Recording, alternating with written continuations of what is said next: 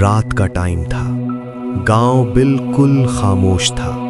تیز اور ٹھنڈی ہوا چل رہی تھی۔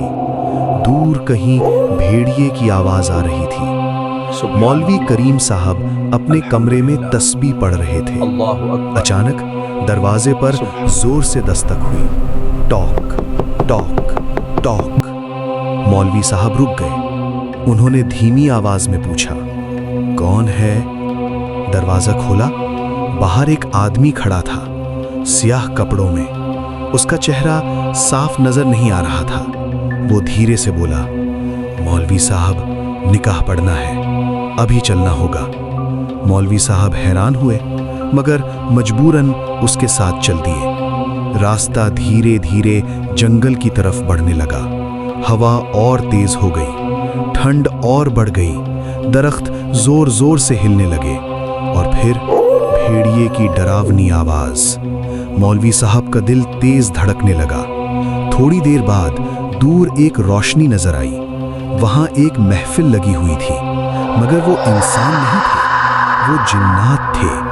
ان کی آنکھیں چمک رہی تھیں، چہرے عجیب تھے۔ ایک بزرگ جن آگے آیا، ڈرے مت، نکاح پڑھنا ہے۔ مولوی صاحب نے ڈر کے باوجود نکاح پڑھ دیا۔ نکاح کے بعد ایک جن نے انہیں ایک تھیلا دیا، یہ آپ کے لیے تحفہ ہے۔ مولوی صاحب نے تھیلا دیکھا، اندر پرانا سامان تھا، کچھ کچرا جیسا۔ وہ تھوڑا مایوس ہوئے مگر چپ چاپ واپس چل دیے۔ رات اور گہری ہو گئی، ہوا اور تیز چل رہی تھی۔ دور سے پھر بھیڑیے کی آواز۔ مولوی صاحب نے سوچا، یہ سب بیکار ہے۔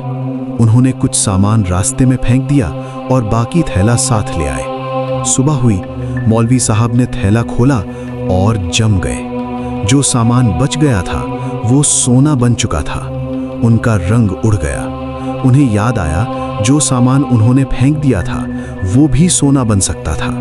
وہ فوراً بھاگ کر واپس گئے مگر وہاں کچھ بھی نہیں تھا، نہ وہ سامان نہ کوئی نشان، صرف تیز ٹھنڈی ہوا اور دور سے بھیڑیے کی آواز۔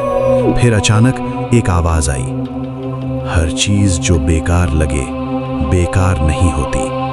مولوی صاحب چپ کھڑے رہ گئے اور زندگی بھر پچھتاتے رہے۔ آپ کے ساتھ بھی کوئی سچا واقعہ پیش آیا ہے تو شیئر کریں۔